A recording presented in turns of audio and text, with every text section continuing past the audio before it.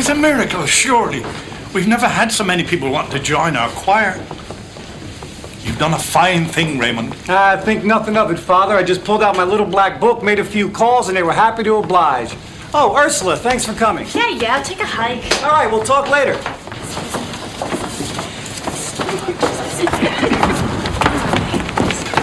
Out of my way. Hi, Benton. This is my chair. I sit here every week. Well, this week it's mine. Would you like to borrow my pitch pipe? Oh, well, thank you for the offer, but Didn't I see the church singles dance the other night? actually, I'm not part of this congregation. My friend and I just stopped by to pay Father Bain a visit, or so I thought. Sorry. He did volunteer for this, didn't he? Oh, absolutely, Father. You know how it is with Mounties, any excuse to burst into song. All right, ladies. And Constable Fraser. Turn to hymn 598.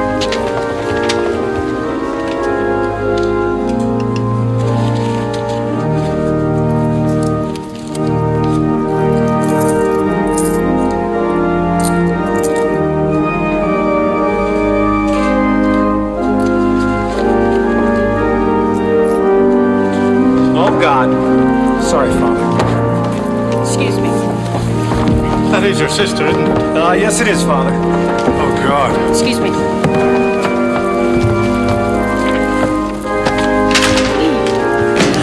Oh, Benton! What a surprise! You sing too? So I'm told. How nice. Move it or lose your foot.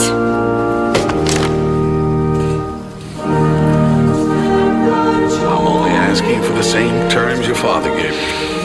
My father was a very generous man. I'm sure he's in heaven. Look at this. I'm playing pickup. I got the ball.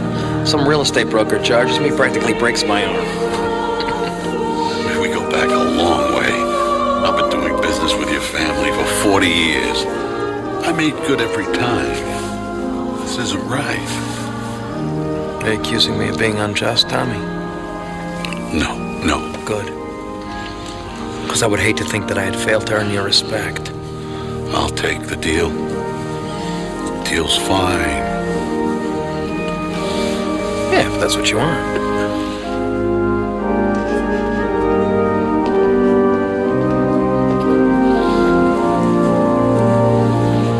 So you want to shoot some baskets on Saturday? Me? Yeah, you. Sure, Mr. Zuko.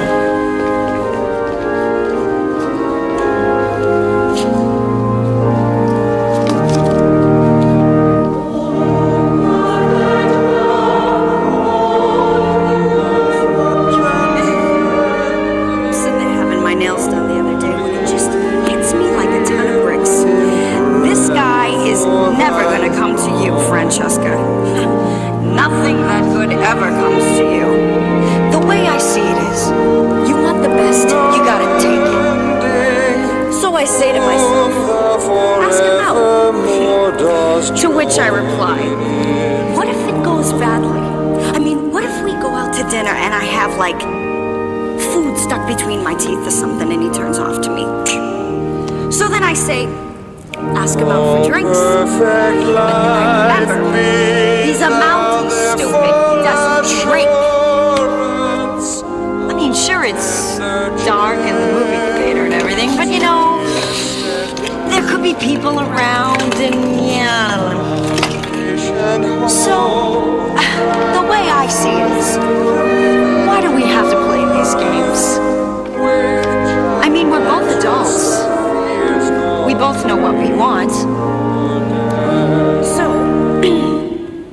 you want to have sex? Oh! Help! Help! Thief! Thief! Thief! Oh, darn. Excuse me.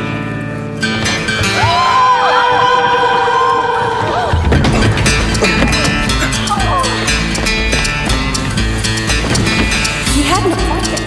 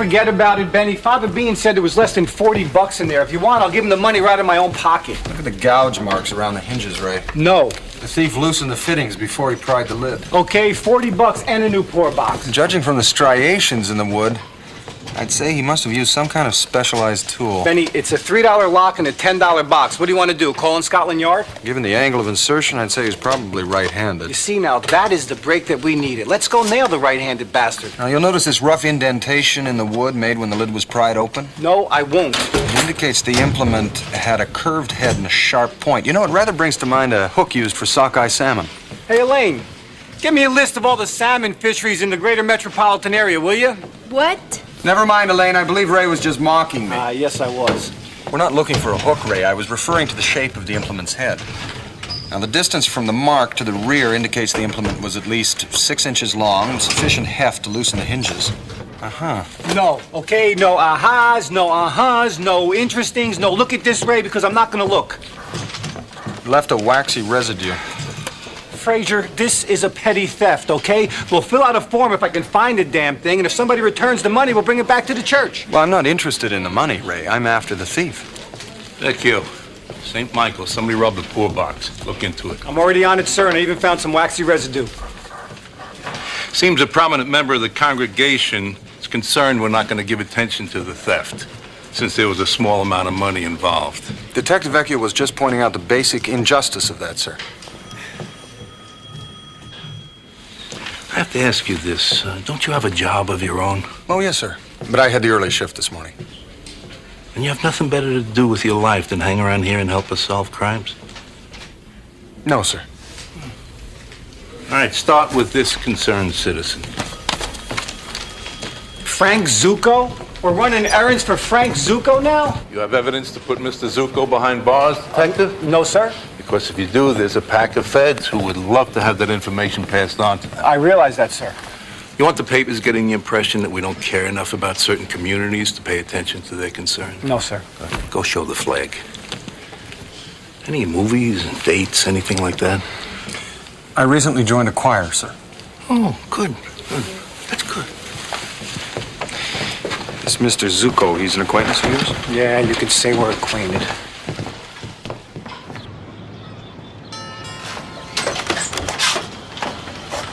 Detective Vecchio, 27th. Ray, good to see you. Benton Fraser, RCMP. Come on in. You know, it's a great old neighborhood. One of the last. I mean, I would hate to see that kind of a criminal element creep in. You know, when my father was... Well, we all know what my father was, but one thing you could say for the man, he made sure that the neighborhood was safe. I made you a picture, Daddy. Let me see, honey. Oh, that's beautiful. Why don't you run in and show Mommy, okay?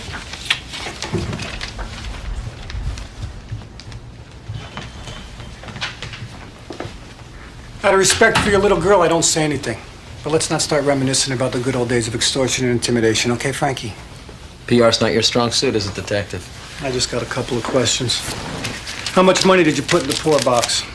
I don't know. 100, I guess. The man in the assembly, you got a description? Nope, barely noticed him. You know, it just blows my mind how one guy can pull off a heist of this magnitude. You know, I'm ignoring your tone because we have a history. But don't push it. This may seem penny ante to you, Vecchio, but somebody did commit a crime here. You figure a guy who stole, what, 140 bucks is a serious threat to the community and should be prosecuted? What's the matter with you, Ray? Huh? Your mother doesn't live in this community?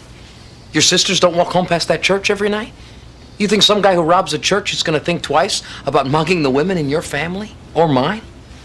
Let's not compare your family and mine, okay, Frankie? Because we don't walk down the same block. I'm sure that Detective Vecchio shares your concerns, Mr. Zucco. After all, as you just pointed out, this is his neighborhood, too. Canadian, right? Yes. Well, then you understand. I mean, you come from one of those nice, clean cities where they have no graffiti, no garbage on the streets, and people treat each other with respect. Right? Well, yes, I suppose so. Although it's been my experience that many people live their lives thinking that they're respected, only to discover that they've been merely feared. And fears can be overcome. We will find the thief. Thank you, Constable. I'd be very grateful if you did. Right? You still play basketball, right? You gotta come down to the gym on Saturday. Work off some of that pasta. I don't think so, Frankie. His father, Carl, ran the extortion rackets for over 30 years on this side of town. You think he's like his father? Is he more legit than his father? He can afford to be. But I went to school with Frank. We used to play pickup basketball together. There was this one kid, Marco Matron. He couldn't make a basket to save his life. No matter whose side he was on, he always managed to lose the game, and Frank didn't like losing. So one day, a couple of Frank's buddies held him down while Frank drilled a basketball into his face for about a half hour. Marco just laid there choking on his blood. He never came near the court again. You know, we had a schoolyard bully in Tuktoyaktuk once. Sometimes at night I can still remember him coming into the classroom swinging that otter over his head. There was just no reasoning with him. And I thought we had nothing in common. Bindle stitch. You know, you gotta stop swearing in Eskimo. Well, a bindle stitch is a tool used by a shoemaker for lifting laces off of the leather. Our poor box thief used a bindle stitch and the waxy residue, shoe polish. You're making this stuff up, right? No. We've been all through the neighborhood. No one saw anything. Follow him. He'll find the guy.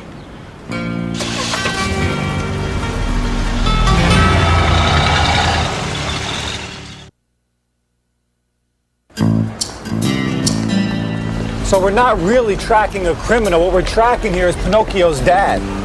Geppetto was a woodcarver, Ray. He was not. Well, yes, that's how he made Pinocchio, out of wood. Then who was the shoemaker? I have no idea. Well, sure you do. The brothers Grimm, the poor old shoemaker, can't feed his wife. Little elves help him make shoes. There's very little dust in the windows. He can't have been out of business for long. I distinctly remember reading about shoes made by elves. The heavy machinery is still here. If he intended to open a new shop, he would have taken it with him. My guess is he didn't have that option. He took what he could carry and left. You mean to tell me you have no recollection of any shoe-related elf stories? Ray, I would tell you if I did. Hello? I'll be right out. Excuse me, Ray, maybe you should conduct this interview. It's molded plastic, Benny. It's not gonna lunge out at you. You mean this? Well, if you think I'm embarrassed, you're sorely mistaken. Oh, yeah, that's why you're turning the color of your uniform. Don't be ridiculous. It's just hot in here, that's all. Can I help you? Yes, ma'am. Nice boots. Thank you. My name is Constable Fraser, and this is Detective Vecchio. We would like to ask you a question that is unrelated to either underwear or breasts. Yes, we would. Do you know who used to run the shoe repair next door? Yeah, Joey. Nice guy. Yeah, does he have a last name? I think it started with a P. He used to come in here for coffee sometimes. Sort of sweet and shy, which personally I find very sexy. Yeah, do you know what happened to him? Yeah, he went out of business about 6 months ago. It's too bad. Came in about 2 weeks before that, get something for his wife. He had it all picked out, but couldn't come up with the cash, so we worked out a deal. I don't think his wife liked the chemistry. She left him, took the kid, real sad. You know where he is now? Girl who works here said she saw him going into one of those cheap hotels over on Diversey. Is she here? No, she's on vacation. Anything else I can do for you? Yes. You said that you did a deal for the camisole? Yeah. Yeah, he made me this. May I, Sure. Thank you. Ah, yes, it's very beautiful leather. Mm-hmm. Thank you kindly, ma'am. You're very welcome. How do you get away with that? With what? You know damn well with what? It's hand-stitched. Very delicate work. Yeah, it had quality written all over it.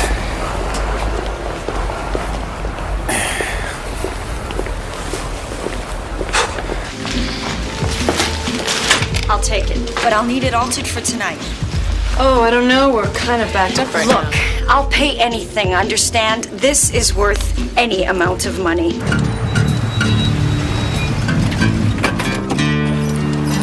Well, we know he took his tools. If he's bartered his services once, chances are he's still doing it. So now what? We go up and down Diversey until we find Cinderella with freshly sold shoes? Yes. Great. You want to see my shoes? Well, yes, ma'am, I would, if you wouldn't mind. Why should I mind? It's the best offer I had in years. Very nice indeed. Thank you. Machine made, not recently repaired.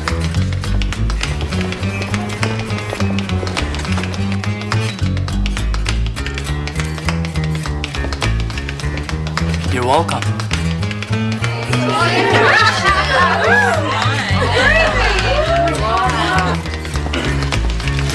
Hey! Yeah, she's all yours. What, Ray? You don't want to... All right. Excuse me, ma'am. No, please, stay right where you are.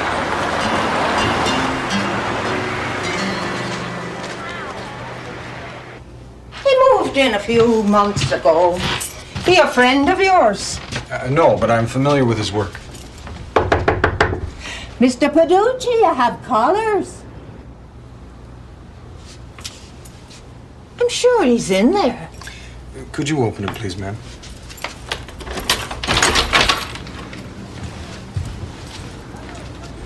Thank you kindly. Ray! I'll see myself out.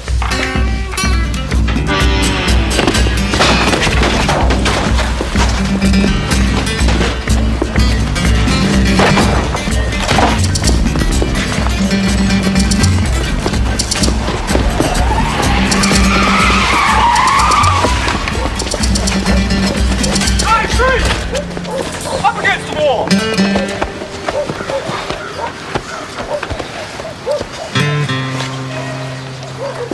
Spindle bin, I presume? Rumpelstiltskin. Didn't he use one of these? No, dwarfs don't make shoes. They had under bridges. Those are twirls. So who made shoes? Glinda, the Good Witch in The Wizard of Oz. No, that was magic. They were slippers, not shoes. I always wanted a pair of ruby slippers. I used to try on my mother's high heel shoes, standing in front of the mirror, click my heels together and say, "There's no place like home. There's no place like home. There's no place like home." Me too. What? Well, yeah, I wanted to be the Tin Man. I dress up like the Tin Man. My sister would dress up like Dorothy. I almost never played with my sister. What? Oh, you're coming. It's nothing fancy, you know, but I'm making a living. Anyways, one day these wise guys pay me a visit. They tell me I'm not paying my neighborhood association dues. You know? $50 a week. I mean, maybe that doesn't sound like much, but I got overhead, you know? Got an apartment, a wife who likes to go out. Anyway, 6 months later, it's up to 65, then 85, then 100. Did they threaten you? Who was to threaten? I'm not stupid. Pretty soon I can't afford to pay for the phone or utilities. I fall behind on the rent. So I go to Zuko. I tell him I need some relief. He says to me, the payments are strictly voluntary. I get back to my place and the front window's broken. 5 months later, I'm out in the street and my wife... You can't blame her. So when I saw Zuko stick that 100 in the box, all I could think was that's my money. I just wanted some of that back. That's fair, isn't it? Maybe, but it's also against the law. Could you identify these men? You know, Benny, there's nothing illegal about a voluntary neighborhood association. I've been down that path too many times. I just wasn't brave enough to do something, you know? He took my business. He took my family, man. He took my life. I should have done something. I should have done something. Joey Paducci, I don't know him. Frank Zuko does. Him I know. It's a sin to wish people ill, and I don't. But if I do, I confess it. Father Paducci's been arraigned. If you don't come down and sign a complaint, it's not going to stick. Why would I want to do a thing like that? Because he stole from the church. You said he was destitute, didn't you? Yes, but that doesn't have anything to do with anything. Well then, who do you think poor boxes are for? Forgive me, Father, for what I'm about to do. This isn't about the Mountie again, is it? I know, but this time I'm gonna do it. Francesca, I can't keep forgiving you in advance for something that never happens. The safest place for him right now is exactly where he is, behind bars. But I don't think we can keep a man in jail without charges, Ray. Mr. Mustafi, Mr. Campbell. Yeah, well, if he's out on the street, Zuko's coming after him, and I know Zuko. He needs to make an example out of Joey. Do you always leave your door wide open?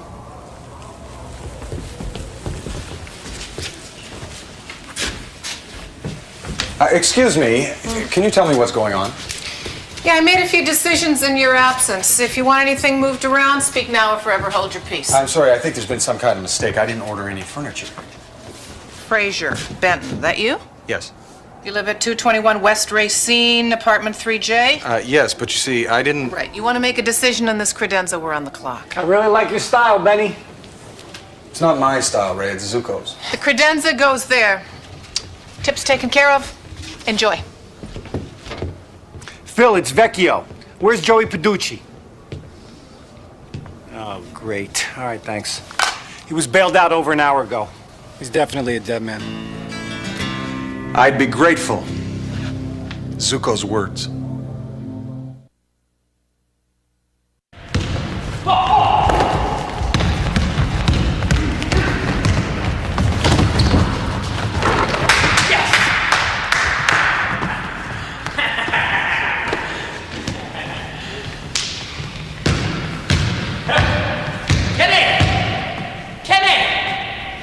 Come on, you meet at 20.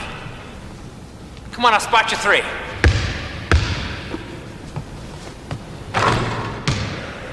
Three, 1.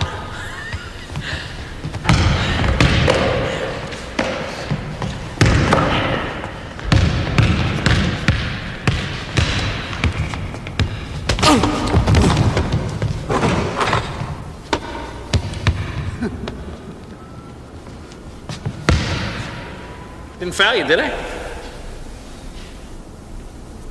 No. 3-2.